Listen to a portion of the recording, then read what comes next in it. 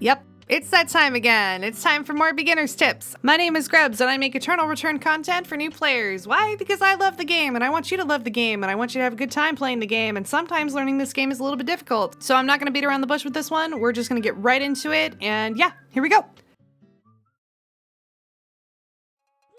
Number 1, just remember that I think you're beautiful when I say this. Do not build VF Blood first. VF Blood is extremely shiny, ooh, cool. I totally get that. I want to have VF Blood on my character every single game, but that's not the point of VF Blood. And if you try to treat it as this, oh, it will outweigh 3 golds if I buy this, you are not going to get anywhere and you're going to just die. I feel like it's almost this beginner's trap that people realize that blood is kind of this sought after item in the late game, and they don't really understand why it's sought out. When you have 5 golds and you're facing somebody else with 5 golds, a red will actually outweigh a gold in that instance. But if you are somebody that is just 4 purples and a red, you're not going to beat somebody with 4 to 5 golds or even 3 golds, depending on how far behind you are in other ways. Especially considering that you can't buy VF Blood until after night 3. If you were first buying a VF Blood night 3 and that is the only upgraded gear you have past purple, that is very, very bad. Do not do that. Instead, just focus on making your regular build, understand different build paths for it if you want to keep it cheaper and still be able to afford blood if you're really trying to shoot for blood. But understand that I have won plenty of games without having a single blood on me and beaten people with bloods while only having golds. If you really, really are concerned about having bloods on you, then instead of going for Wiccaline, make sure that you're going after those blood boxes instead. That will be happening when Wiccaline spawns. If you cannot get to Wick, go ahead and get to those, especially because 1 blood from Wiccaline and the buff sometimes doesn't outweigh the 3 to 4 boxes that you can open depending on how many teams are left and how contested the boxes are. So it's up to you as to how you want to approach that, but never, ever just buy VF Blood first.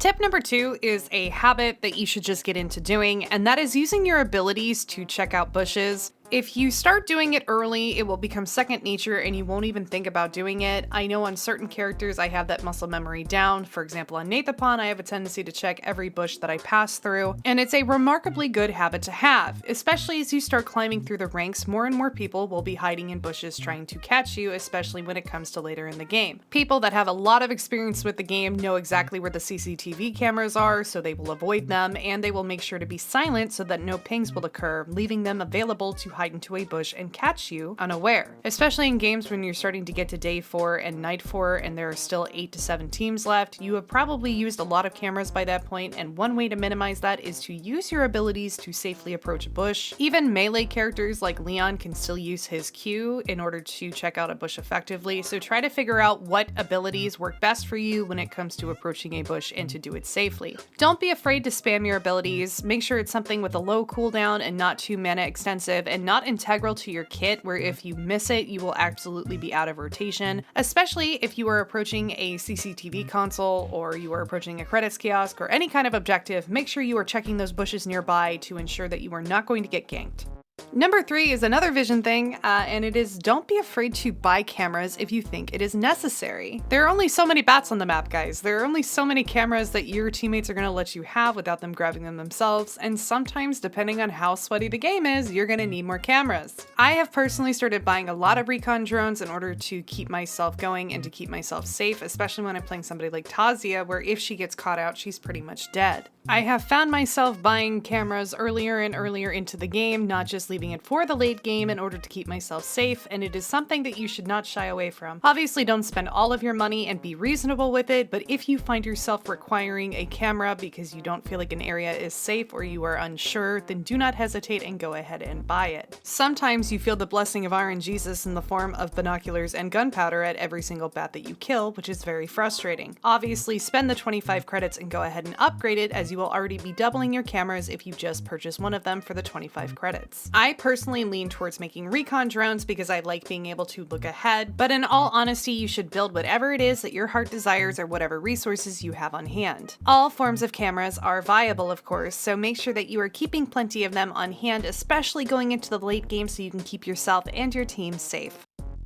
Speaking about a new mechanic that was just introduced in Season 5, we're going to be talking about lumi, and a lot of people I think aren't taking advantage of lumi well. If you are a newer player and you are kind of unaware as to what exactly lumi is basically a wandering shop that has certain items available in it. You can buy legendary materials from him, a passive stat buff called Combat Epinephrine, and you can also buy your teammates back from him. If you look at the top right though, you can see that lumi has free resources available for you, such as cameras and food. Early game, especially as you're finishing up your build, if lumi wanders by, you should definitely take advantage of it and either grab some cameras or the mocha bread that he usually has available there. This is great, and it's free resources, so there's really no reason as to why you aren't taking advantage of this. How many times have you run into the situation where you're trying to finish your build and you were just a little bit slow on grabbing that one item, and so somebody finishes faster and they dive on you? Well, if you were able to get that food from lumi, that might be enough for you to turn the tide of an early battle, and if you're in a ranked game, you just asserted your dominance and you also got some points for yourself, so it's a win-win. All joking aside, lumi has been a great introduction to the game, and you should take advantage of when lumi walks by. Even if you don't need to buy the legendary material from him, you should be trying to get as many cameras off of him as possible, or food if necessary.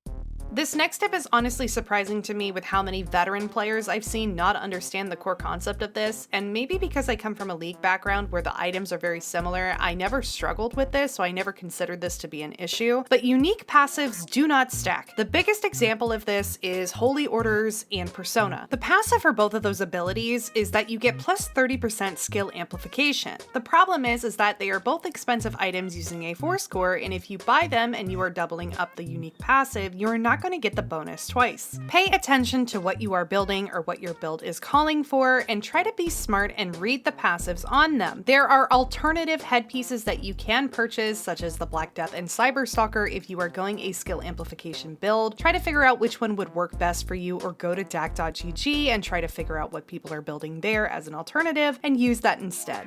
This one is probably going to come off more as a personal gripe than anything, but I am going to stand by this, and I think it's really important for you to know this. There is no point in you rootkitting out of a normal game unless you hate your teammates or you hate the game and you really need to bug out. I can't tell you how many times I've had randos, and especially newer players on my team, that basically tried to rootkit the second that things went wrong and the rootkits became available, and it was very, very frustrating. There are so many ways to come back in Eternal Return, and you have no idea what the final team is going to be like. There may be a team in your game that's wiping people out, but you may go to the final zone and find that only one of them are left standing, which is a pretty quick win for you. Rootkit honestly should only be used in ranked games. If you wish to use them because you want to understand when the right time to use them is or how the mechanic works, that's fine, but trying to rely on them in normal games is just so silly and so useless. Don't do it. Rootkitting honestly is only there to help you save points or to help you break even if necessary during a ranked game, so it does absolutely nothing in a normal if there are no points to gain or to lose. Obviously, there are certain situations where it's hopeless and rootkitting out might be your best option, or just yeeting yourself into the enemy team to end your suffering. But if you're not doing it for either of those reasons, then why not just try to be the comeback kid and learn to come back from those difficult situations and learn to outplay those difficult opponents. There have been many times that my teammates have tried to rootkit out and we have turned around and come back and won the game. So don't be so quick to rootkit, especially in normal games where it doesn't really make sense.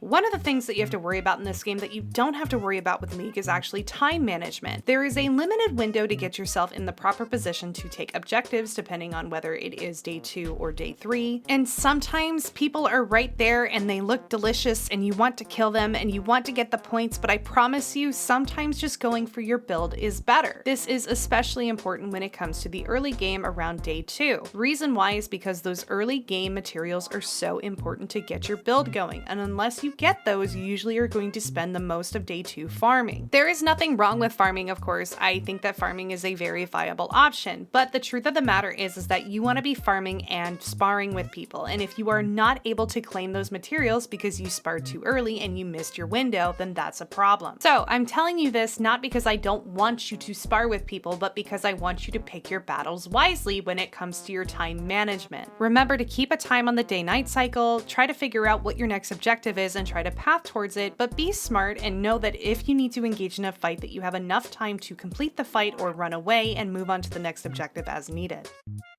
Another new mechanic that was introduced to the game is the remote kiosk, and I highly recommend that you keep one on you at all times if you can, or at least have one person on your team that you know can get away pretty consistently to have them on their person. The reason for this is pretty simple. You can buy your teammates back from it, and you don't have to try to run to one of the heavily contested kiosks, or because the kiosks sometimes are so heavily contested, there are times where people will bully you off of them and you won't be able to progress with your build. These remote kiosks are great for getting you back into the game and to purchase the materials that you need. Once you launch them, you have 30 seconds to purchase from them and then they will disappear. But the only thing you have to be wary of is make sure that you are in a position that you can defend yourself if you use them. It's pretty obvious when you look at the mini-map who is using a remote kiosk or not, because you'll see a kiosk in a really weird location and you'll be like, oh, wait a minute, somebody is making a purchase. It is a double-edged sword, and if you are like me, then usually when you see them and if you are ahead, you will dive after them in hopes of getting even more resources and denying your opponents. But it is a wonderful thing to keep on you. Mutant spawns will drop it, so just make sure that you're farming them and keeping one on your team at all times, if not multiple people having one.